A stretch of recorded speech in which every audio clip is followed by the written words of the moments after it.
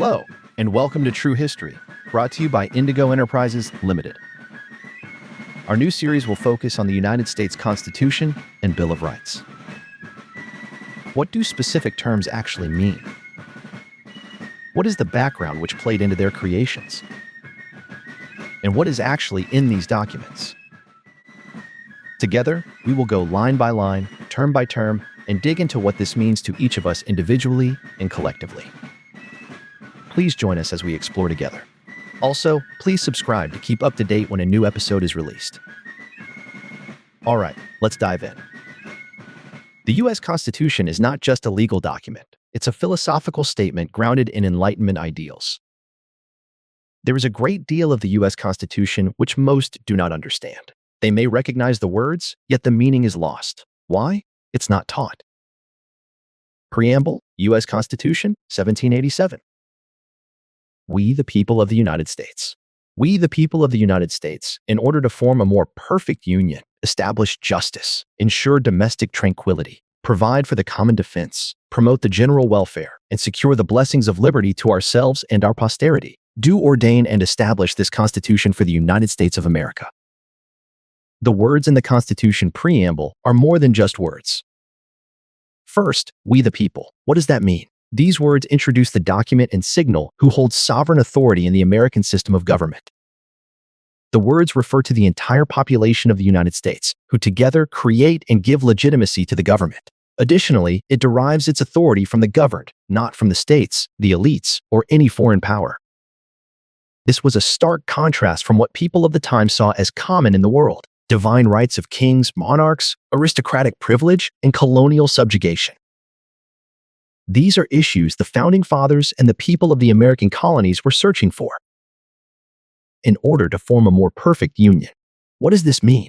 It actually references the union of the colonies and the documentation of agreements between them, particularly the Articles of Confederation. What are the Articles of Confederation? Good question. Most, when they hear this, they think of the Civil War, but in reality, it was the first governing document of the United States of America. It created a loose confederation of states with a weak central government. Some of the problems the Articles had include no power to tax, no standing army, difficulty passing laws as the Articles required unanimous approval, and the inability to regulate commerce or resolve disputes effectively. The period between the Articles of Confederation, ratified in 1781, and the adoption of the U.S. Constitution, ratified in 1788, marks one of the most critical transitions in American political history. This era, roughly 1781 to 1789, is often referred to as the critical period in U.S. history because it exposed the weaknesses of the original American government and led to the drafting of a more robust constitutional framework. The Constitution moved to improve upon the Articles of Confederation. The need to strengthen the federal government was paramount while preserving the rights of the states and its people. The next integral piece was in unifying the states. Despite regional differences, economic, cultural, political, the goal was to bind the states into a stronger, lasting union. Articles showing the weakness of the government and the shortfalls in order to secure the principles and aspirations of the new government changes were needed. A standing army was needed. Therefore, taxes were needed to fund the military and the government.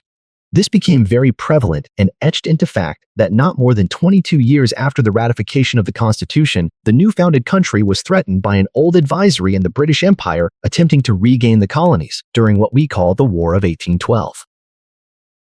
More perfect in this statement acknowledges that perfection is an ongoing process. The Constitution was designed to allow growth, amendment, and progress over time. A question is how that growth and process of perfecting should be conducted. Are adding amendments for further defining being conducted? Should there be a periodic total review of the Constitution, or have constitutional conventions to deem if the Constitution is growing with the country and the era which the country is currently in? However, other concerns of these suggestions are that parts of the Constitution which are the foundation of our nation should never be touched. Establish justice. Established justice reflects one of the core purposes of the U.S. Constitution: to create a legal and governmental framework where laws are fair, impartial, and uniformly applied. This principle has profound legal, political, and moral implications in American history. In the Articles of Confederation, there was no judicial branch. The Constitution created a system of laws that are fair and equitable, publicly accessible, consistent, and applied uniformly. enforced impartially with no favoritism or discrimination. And in order to maintain this justice, build institutions, especially courts, capable of administering and enforcing the law in a fair and balanced way. The framers include this specifically due to disputes between states and even basic civil justice, which often went unresolved. This created a federal court system, provided a means of resolving disputes equitably, and prevented the tyranny of arbitrary rule. Ensure domestic tranquility. Ensure domestic tranquility expresses the framers' intent to create a government strong enough to maintain peace, stability, and public order within the nation. It reflects lessons learned from the weaknesses of the Articles of Confederation and the domestic unrest that followed the Revolutionary War. Therefore, this means to establish mechanisms within government that prevent internal conflict, maintain civil order, and create a peaceful environment for the people. These powers give the federal government the authority to intervene in state-level crises, maintain law and order, and respond to internal threats. It remains a core obligation of government to keep citizens safe from internal disorder, uphold the rule of law, and ensure civil peace. The balance between public order and individual freedom is delicate and continues to evolve with each generation. The phrase represents not only a legal principle, but a moral commitment to peaceful self-governance. Provide for the common defense. Providing for the common defense focuses on the means to protect the nation against external threats and foreign invasion through a national military. It represents one of the core responsibilities of the United States government, as defined in the Preamble to the U.S. Constitution. It affirms the government's obligation to protect the nation and its people from external threats and, when necessary, from internal enemies. This responsibility was a central motivation for replacing the Articles of Confederation with a stronger federal framework in 1787. Under the Articles of Confederation, it resulted in the disjointed military response during crises. Furthermore, the Articles had the inability to respond quickly to foreign threats or Native American resistance on the frontier. This was evident with the difficulty enforcing the Treaty of Paris, 1783, when British troops refused to leave Western forts. Promote the general welfare. Promote the general welfare ensures the well-being of all citizens through policies that support economic stability, public health, infrastructure, etc.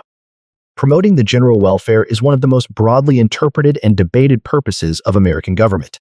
It expresses the framers' intent that the new federal government should have the authority and responsibility to enact policies that enhance the well-being of the people as a whole, not just certain classes, regions, or interests. So, who is the general welfare? This is defined as the collective well-being of the people of the United States across economic, social, health, and security dimensions. It does not guarantee happiness or prosperity to each individual, but seeks to create conditions under which all citizens may flourish. Secure the blessings of liberty to ourselves and our posterity. Securing the blessings of liberty to ourselves and our posterity reflects the moral and political purpose behind the entire document, to ensure that freedom, once won, would be protected and transmitted to future generations. This also shows the responsibility of each generation to secure the principles and roots of the nation. Additionally, expresses a commitment to liberty as a permanent legacy, not a fleeting benefit. It highlights the founders' vision of a government built to preserve freedom beyond their own time, through constitutional structures, checks and balances, and the rule of law. Do ordain and establish this Constitution for the United States of America. Do ordain and establish this Constitution for the United States of America officially enacts the Constitution as the supreme law of the land. It is both a formal declaration and a foundational legal statement. Its carefully chosen wording, do ordain and establish, reflects 18th century legal language as well as deep philosophical commitments about sovereignty, legitimacy, and authority. This phrase also clearly implies that the Constitution is not provisional or temporary. It is ordained and established with the expectation of endurance and future application, hence, also for our posterity. Thank you for joining us as we have gone through the preamble of the United States Constitution. Join us next time as we continue to dive into our nation's most important documents that affect our lives every day and into the future. If you have learned something here, please hit like. If you want to know more, please hit subscribe so you don't miss our next episodes. Please share with all you know. And leave us a comment about what you think and if you have a subject you would like to learn more about. Thank you for your time. This video is brought to you by Indigo-Enterprises, Limited. Thank you again, and God bless.